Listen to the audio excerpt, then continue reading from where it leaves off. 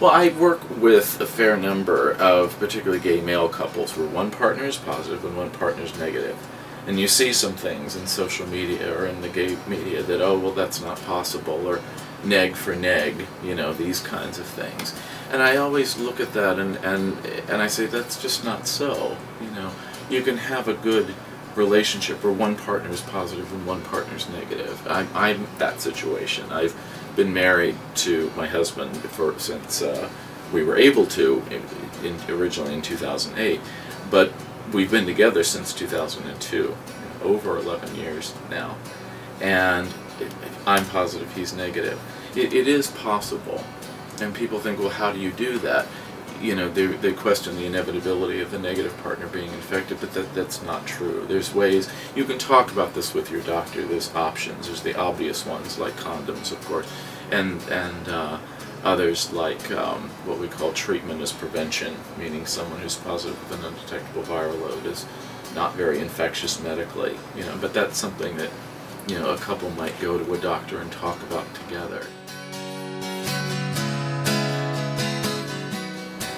HIV, and since the AIDS epidemics began, has had more than its fair share of stigma. It's had quite a bit of stigma around it. First, it was God's punishment for immoral behavior, gay men having sex, and this came from a very negative group, a very negative voice in the country and in the world that were coming from a place of intense fear and intense hatred of others. And we had to deal with that. People met quite a bit of hostility. Sometimes Ryan White, the little boy who wasn't allowed to go to school because of his HIV positive status, and that was fought, and eventually we had non-discrimination laws that protected people to the right to work and the right to go to school and the right to live where they wanted. Because it's not, HIV is not spread through casual contact. And a lot of people coming from a place of fear that were ignorant about how HIV was spread were bringing to it a lot of stigma just out of their own sense of fear about what HIV was and how it was spread. So that's where the stigma started. But we've always had stigma around illness. When I speak or when I teach about mental illness, there's always been a lot of stigma around that. It's an issue of character. It's not. It's a disease. So we've really had to fight HIV stigma that's been, I think, doggedly persistent over the years. But we have to, don't make something about them, the negative voices who would say these stigmatizing things, mean something about us. We have to understand that they're coming from a place of fear, they're coming from a place of ignorance, and we have to affirm that that's not part of our experience. Anybody can criticize us for anything. I don't like your shoes, I don't like your shirt, I don't like your hair. But that's something about them, that's their opinion. We don't need to internalize that. We can stop that at the door and say, I hear that, but I'm not going to believe that about myself. I'm not going to internalize that. This idea of being told gay men go through this, women go through this, people of color go through this, people with disabilities go through this, of being told we're bad, we're sick and we're bad and we're wrong. We can hear that, but we don't need to internalize it. We don't need to believe it about ourselves. And just, we have to forgive them and understand that they're coming from a place of fear. They're coming from a place of ignorance. You know, the response to something like that, and I've done this in chat rooms, or I've done it at speaking engagements, or I've done it cocktail parties. Somebody will say something ignorant about HIV, and it's very easy to get angry at them because they're being spiteful to their fellow man. But they're just ignorant. They're just coming from a place of intense fear because they're afraid of HIV.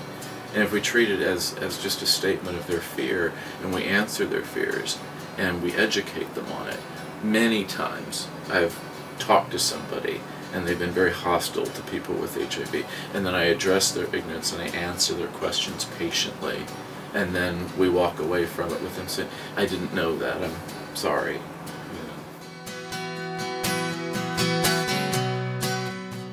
For many years now, it's been my passion, my labor of love, and it's been my livelihood too, but to work in HIV mental health. When I was first diagnosed, and when the AIDS crisis was intensifying in the 80s, I was compelled to do something. It was hurting people that I loved. It was hurting people just like me, and I felt compelled to do something. And at that time, it wasn't right for me to become a physician. I could have easily just become a doctor and fought it that way. But, you know, biology and math and science was not my passion. I was more interested in the psychology of things and the emotional support and the spiritual support. So I began volunteering, doing what I could at the time, and then I decided to formalize it. That's how I enrolled in a graduate social work program, became a clinical social worker, a psychiatric social worker, continued my work in HIV. I was a clinical director at 2 AIDS service organizations. I co-chaired the LA County HIV Mental Health Task Force, which was a consortium of representatives from mental health programs all over the county. I spoke nationally on HIV mental health issues, and I've done other things too in mental health and helped people who were not gay, or helped people without HIV too, as a psychotherapist. But HIV mental health really became my area of intense expertise. And the services that I offer now through my practice is that I see people in my office, often gay men, but sometimes people who are not gay men who are still being challenged with HIV. And we have counseling about it to help them embrace optimal living, to embrace these concepts about self-empowerment, living with HIV. How can we empower ourselves to live our best life and have HIV be actually a very small part of life? And then for the folks who can't come into the office in person, well, then I talk to them on the phone, or we use Skype or something online, because HIV mental health experts are plentiful in certain cities, but lots of people live in places where that's not available, and yet they still want that support, so we work remotely. And that's what I do. You know, I kid sometimes that, you know, I could sell shoes at a department store, and, you know, everybody likes shoes, but for me, doing this work is where the passion is.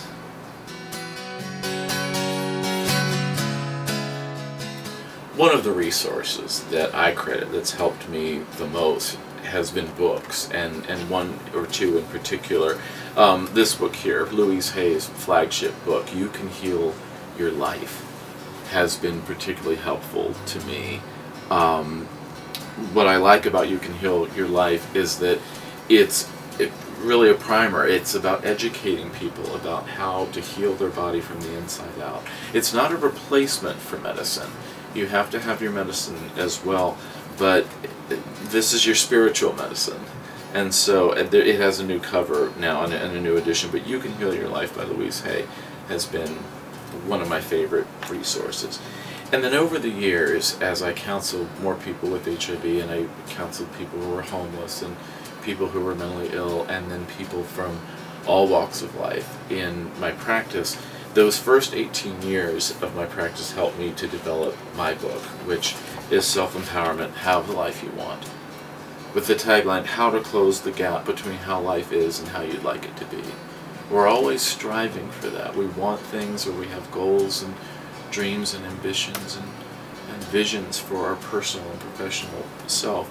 So Self-Empowerment, Have the Life You Want is based on the idea of how do we embrace self-empowerment in our career, in our mental health, in our relationships, in our sex lives, in our finances, in our role in the community.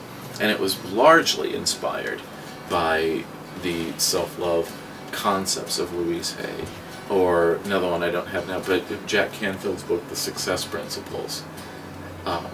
How to get from where you are to where you want to be. Very similar concepts. But in Success Principles, he gives examples to know our history of many people throughout history who had challenges and how they overcame them.